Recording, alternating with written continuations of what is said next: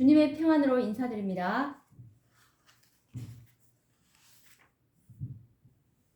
지난 시간에 다니엘서 11장 40절 말씀 우리가 이제 예언을 연구하고 있는데, 지난 시간에 이제 마지막 때가 언쟁이고 다니엘 11장 40절에 마지막 때의 남방왕이 누구인지에 대해서 연구를 했습니다. 그럼 오늘은 마지막 때의 북방왕이 누구인지 우리가 한번 알아보도록 하겠습니다.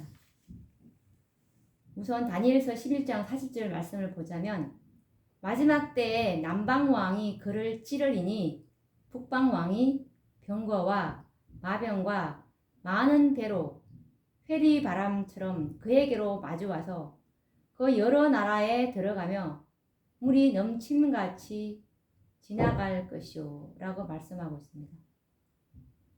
여기서 보시면 우리가 지난 시간에 이 마지막 때는 예수님이 하늘 지성소에 들어가시는 때로부터 마지막 때라고 보는 것이 합당한 이유가, 심판의 기준이 되는 율법이 회복되는 것이 예수님께서 지성소에 들어가심으로 지성소 안에 있는 법궤 안에 있는 두 돌비를 보여주심으로 율법이 회복된 이후에라야 심판이 가능하기 때문에 재림이 가능하죠. 그래서 마지막 때는 1844년 이후부터 적용하는 것이 합당하다라고 말씀을 드렸고, 그리고 마지막 때 남방왕은 구소련이라고 말씀을 드렸습니다. 그래서 마지막 때 남방왕이, 그 구소련이 그를 찌르리니, 여기서 그는 북방왕입니다. 아직까지 북방왕은 누군지 모르니까 지금 이제 연구할 텐데요. 남방왕이, 소련이 이제 그 북방왕을 찌르니까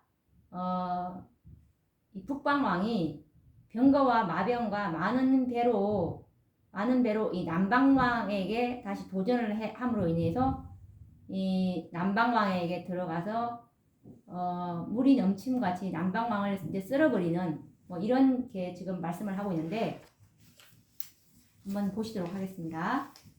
마지막 때의 북방왕이 과연 누구일까요?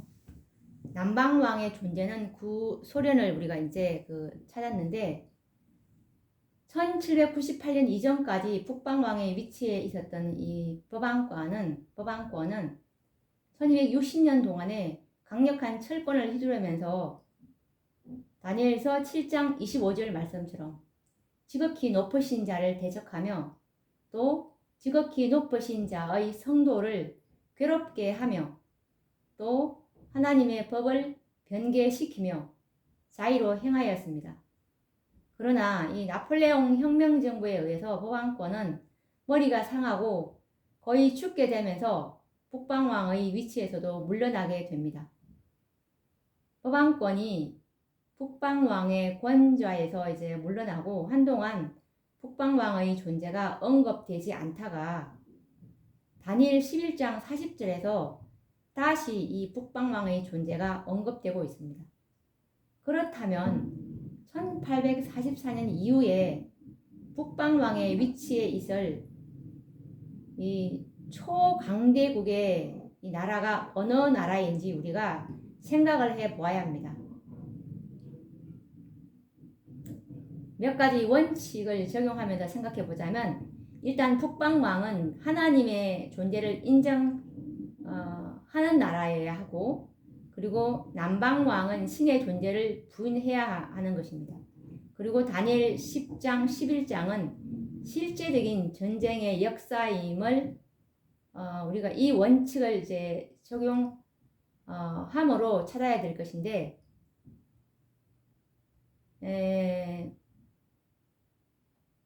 많은 분들이 이 마지막 때 1844년이죠. 이 마지막 때의 북방왕은 법왕권이라고 주장하고 있지만 동의를 할 수가 없는데요. 왜냐하면 실제적인 군사력이 없는 법왕권을 초강대국이라고 말할 수가 없고, 북방왕이라고 말하기에는 지금 현재의 상황으로서는 전혀 타당하지 않는 해석이라고 봅니다. 이 예언은 어떤 모양으로든지 전쟁의 역사이고 군대를 가진 초강대국인 남방왕과 북방왕의 싸움을 예언하고 있기 때문입니다. 1844년 당시를 기준으로 해서 마지막 때라고 말한다면 아직 법왕권은 상처가 완전히 회복된 상태도 아니었고 큰 권세를 가진 것도 아니었습니다. 오늘날은 법왕권의 세력이 많이 발전되어서 막강한 세력은 가지고 있지만 북방왕으로 지칭하기에는 아직도 시기상조입니다. 법왕권이 북방왕으로 등장하는 일은 아직도 미래에 속한 일입니다. 앞으로 지상권을 잡을 것이 예언이 되어 있지만 그때가 되면은 법왕권이 북방왕의 위치에 다시 이제 서게 될 것입니다. 지금은 아니고 미래에 그렇게 될 것입니다. 법왕권이 이제 다시금 북방왕의 자리에 회복할 때가 있을 것입니다. 그렇다면 1844년 이후부터 북방왕으로서 합당한 나라가 어느 나라인지 우리는 찾아야 하는데요. 성경에서는 이 나라를 북방왕으로 지목하고 있는데요. 요한계시록 12장 15절에서 16절 말씀을 보시면 요한계시록 12장 15절에서 16절 말씀을 보시면 여자의 뒤에서 뱀이 그 입으로 물을 강같이 토하여 여자를 물에 떠내려가게 하려 하되 땅이 여자를 도와 그 입을 벌려 용의 입에서 토한 강물을 삼키니 라고 나와 있습니다. 여자의 뒤에서 뱀이 그 입으로 물을 강같이 토하여 여자를 이제 뱀이 그 입으로 물을 강같이 토하니까 여자가 물에 떠내려가게 됩니다. 그런데 땅이 나타나서 이 땅이 여자를 도와서 그 입을 벌려서 용의 입에서 토한 강물을 삼킨다는 말씀인데요. 여자를 도와서 이 물은 백성을 상징하는데요. 물을 삼킨 땅인 그곳에서 우리는 한 나라를 발견하게 됩니다. 유럽에 살고 있던 이 신실한 그리스도인들이 법왕권의 폭정을 견디지 못해서 배를 타고 대서양을 건너서 새로 발견된 아메리카 신대륙으로 도망해서 세운 나라가 미국이지 않습니까? 이 미국은 용이 물을 강같이 토해서 여자를 삼키려 할 때 여자를 도와준 땅이고 그 땅에서 일어난 나라입니다.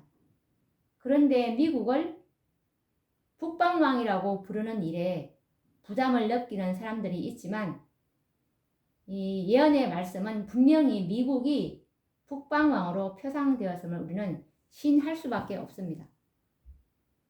미국은 땅에서 올라온 새끼 양의 뿔과 같은 뿔을 가진 짐승으로 묘사된 나라이지만 나중에는 이 나라가 용처럼 말을 하는 것으로 표상되어 있습니다. 그러므로 미국은 마지막 때의 북방왕의 자격을 두루 갖춘 나라입니다.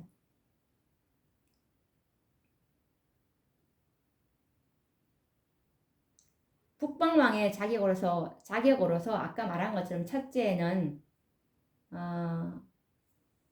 신의 존재를 이제 인정해야 하는데, 첫째, 미국은 신의 존재를 매우 중요시하는 나라입니다.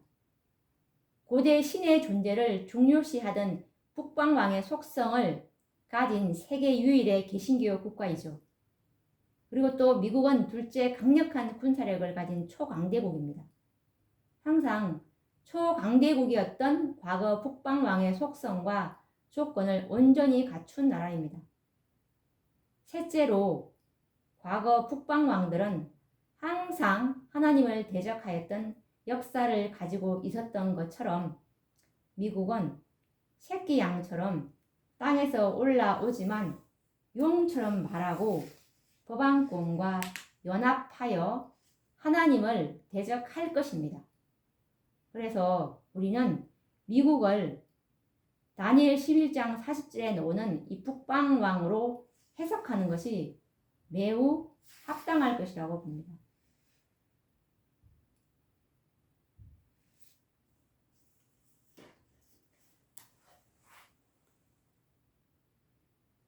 오늘은 우리가 다니엘 11장 40절에 마지막 때의 북방왕에 대해서 연구를 해 보았습니다.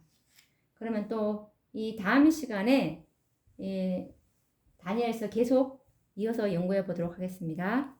감사합니다.